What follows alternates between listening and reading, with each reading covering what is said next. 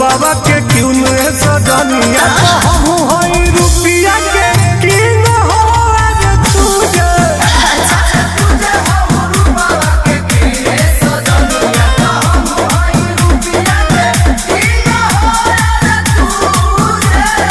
का बुझलू।